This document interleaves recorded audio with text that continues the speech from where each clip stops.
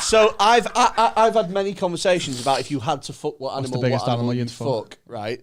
So my feeling is that it has to be size is important because you don't want it to be too big and you don't want it to be too small because you'd literally rip it apart with your dick. So it has to be a certain size. So I think it has to be between... Lower. I've literally got a gerbil looking at me going, I can take it, big boy. You ain't ripping shit. I've got field mouse going, get me a bit of lube. I think it has to be size-wise between a dog and a cat, but it can't be a dog or a cat. Because you don't want it to be like every time you see a dog, you don't want to be like, oh, I fucked a dog, haven't I? What if you're thinking goat size? Yeah. So I thought sloth was my animal. Have you seen how scary they are? Oh, no. What? Do you know how scary that animal is? Oh, I don't. A sloth? Yeah. They're dead slow, though. I don't think people understand how fucking terrifying sloths are. Cute. They're not. They are. They've got claws about this long and they crawl along the floor once a week. They're not. Dead slowly, though. But honestly, Freddy'd be finished for an hour and a half before the sloth even said no. Google sloth now if you're watching. In my fantasy, what I'd do is I'd have the sloth gripping onto my forearm like a branch, and then I'd just sort of like pump myself onto it, and that'd be done. Wow. Wow. I think you want to go really big and lazy. Well, like an elephant. Yeah. You know, 'cause they never forget, do they? Yeah, but they wouldn't even feel your dick. No, but think of the danger involved in fucking an elephant.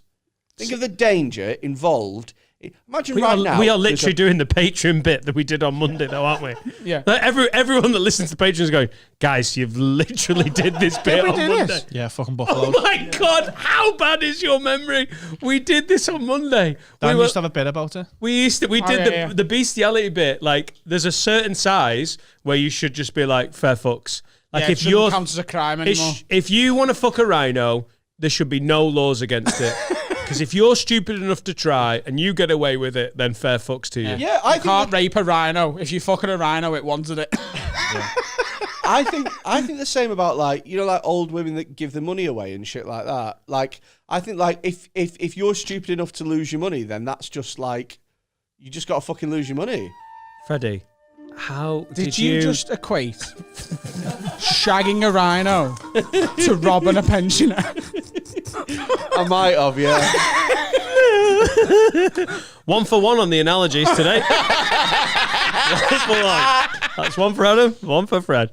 How on earth did we get to that from where we were in that question? Washing hair twice a week. Let me tell you about Jakarta. Have you seen that couple who've lost 775 grand and they're not getting it back from the bank? Yeah, but So Barclays have taken them to court because they were like, but Barclays, you should safeguard us. We gave our money. Someone rang them from Saudi Arabia going, your account has been hacked and it's really bad. So what you're going to need to do is put, how much have you got in there? 700 grand.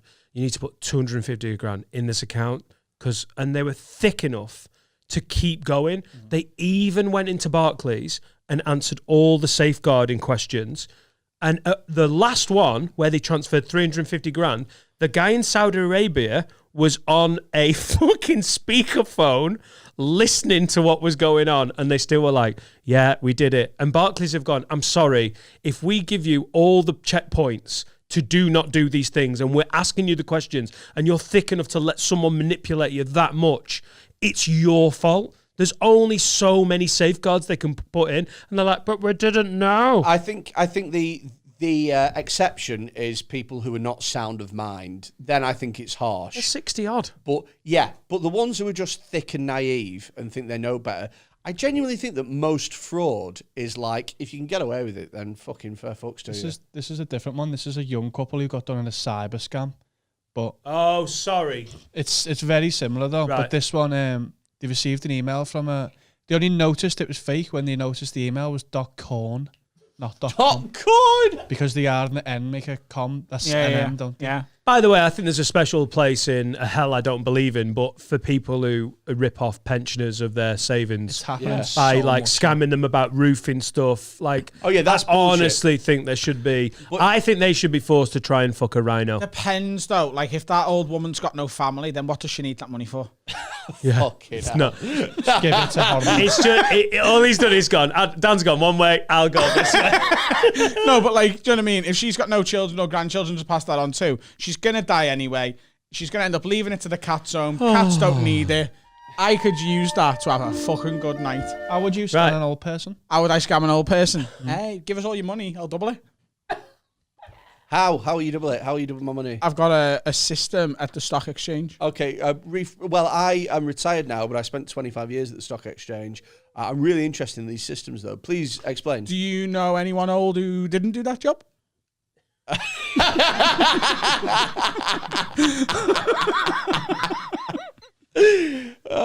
And where do they live?